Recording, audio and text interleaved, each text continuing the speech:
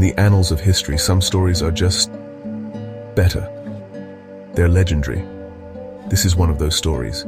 It begins with a boy named Michael Evangelos. His name wasn't chosen by accident. Oh no, it was a prophecy whispered on the wind. Michael, they called him. A name that carried a powerful question. Who is like God? It was a challenge, a standard to live up to. Then came Evangelos, meaning bearer of good news. So from his very first breath, this kid was destined for greatness. He was born to be both a question and an answer, a protector and a messenger.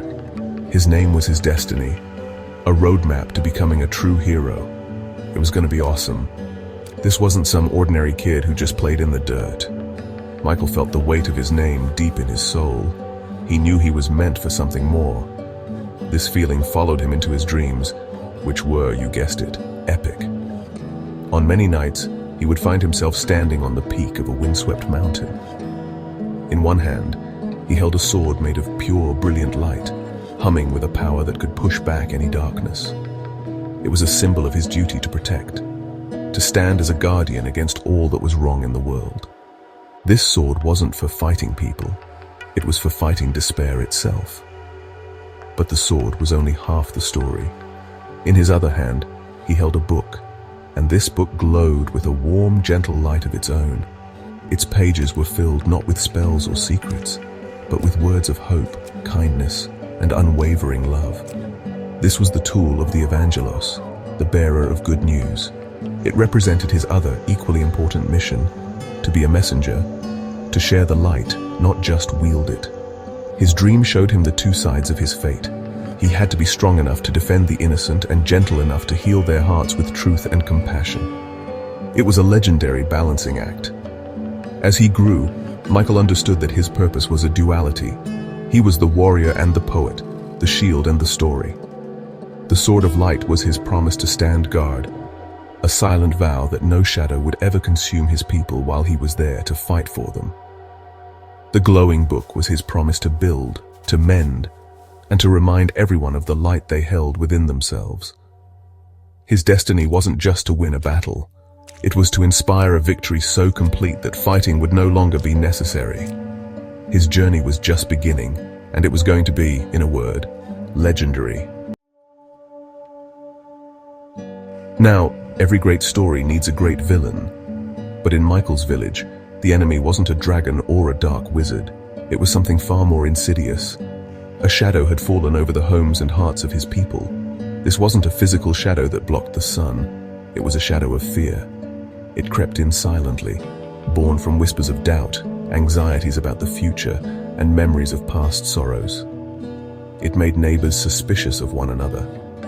It drained the color from the vibrant marketplace and silenced the joyful songs that once filled the streets. The village was slowly forgetting how to be happy, how to trust. This shadow was a truly challenging opponent. It fed on negativity. The more people worried, the thicker and colder it became. It made them feel isolated, convincing each person that they were utterly alone in their struggle. Laughter became a rare commodity, replaced by hushed, anxious conversations. People started staying indoors, closing their shutters not against the weather, but against each other. The shadow's greatest trick was making everyone forget their own strength. It whispered lies, telling them they were weak, powerless, and that the darkness was permanent. It was a slow, creeping poison for the soul, and it was winning. The elders of the village were at a loss. They tried old rituals and offered solemn prayers, but nothing seemed to push the darkness back. How do you fight an enemy you can't see? An enemy that lives inside your own head? The shadow had no body to strike, no fortress to lay siege to. It was a sickness of the spirit, and it was spreading. The people grew weary, their hope dwindling with each passing day. They needed a hero, but they had forgotten how to even hope for one. The situation was, to put it mildly, a real downer. They were trapped in a cycle of fear, and the cycle was getting stronger. Michael saw all of this. He felt the chill of the shadow in the air and saw the light dimming in the eyes of his friends and family. He saw how fear was tearing apart the fabric of their community, turning a once thriving village into a collection of lonely, frightened individuals. He knew that this was the darkness he was born to face. This was the challenge his dream had prepared him for. But he also knew, with a certainty that shone brighter than any fear, that his glowing sword of light would not be the weapon he needed. No, this battle required something different. This battle required the book. So, Michael knew what he had to do. It was time for a new strategy. He walked into the center of the village, where the shadow was at its thickest and most oppressive. People watched him, their faces etched with despair, expecting him to draw a weapon or shout a battle cry. But Michael did neither. He didn't raise a fist. He opened his heart. He began to speak. His voice wasn't loud or angry. It was calm, clear, and filled with a warmth that seemed to push back the chill. He didn't speak of fighting the shadow. He spoke of the light. He reminded them of who they were. He started by sharing the good news, the Evangelos part of his name. He told them stories of their own courage, tales they had long forgotten.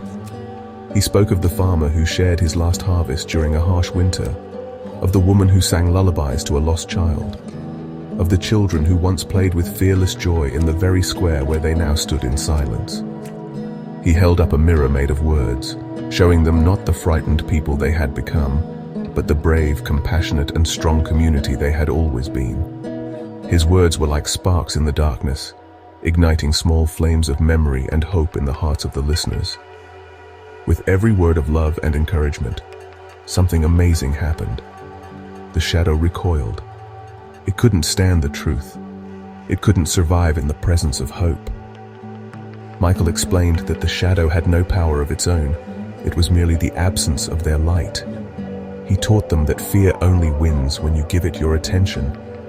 But when you focus on love, on connection, on your own inner strength, the darkness simply fades away. He wasn't fighting the shadow. He was making it irrelevant. He was showing them how to starve it by feeding their own light instead. It was a paradigm shift. It was beautiful. Inspired by his courage, others began to speak. One by one, villagers stepped forward to share their own stories of kindness and bravery. They started talking to each other again, really talking. They remembered their shared history and their shared strength. The shadow, starved of the fear and isolation it needed to survive, began to dissolve like mist in the morning sun. Michael hadn't defeated an enemy. He had healed his people. He had shown them that the greatest weapon against darkness isn't a sword, but a story. The story of who we are when we choose love over fear. In the end, the shadow was gone. Not banished by force, but erased by the collective light of the community. The village was transformed, brighter and more vibrant than ever before. Michael Evangelos became a living legend. He was remembered not just as a warrior, but as something far greater. He was the protector who defended his people without ever raising a sword in anger. He was the messenger who brought the most important news of all, that love is stronger than fear, and that our own light is the most powerful force in the universe. His story was told for generations. His legacy was a profound and simple truth. True victory, the kind that lasts, doesn't come from conquering an enemy. It comes from healing what is broken within ourselves and our communities. Michael taught them that the role of a hero isn't just to fight battles, but to help people remember their own strength, their own capacity for kindness, and their connection to one another. He was the warrior of light, and his light wasn't in his sword. It was in his words, his courage, and his unwavering faith in the goodness of people. He was the ultimate wingman for all of humanity. The name Michael Evangelos came to symbolize this new kind of courage. It meant standing firm in your convictions, facing darkness not with more darkness, but with overwhelming light. It meant having the strength to be gentle, and the wisdom to know that a word of hope can be mightier than any weapon. His story became a guide, a reminder that the greatest battles are fought and won in the human heart. He showed everyone that being a defender and a messenger were two parts of the same whole, inextricably linked in the quest for a better world. And that, my friends, is the real lesson. The legend of Michael Evangelos isn't just a story about some mythic hero from long ago. It's a challenge to you, to me, to all of us. It reminds us that we all have a choice. We can let fear create shadows in our lives, or we can choose to be bearers of good news. We can all be protectors of the light. We can all be a Michael Evangelos. We just need to be brave enough to speak words of hope, strong enough to choose love, and wise enough to remember the light we all carry inside. Now that is legendary.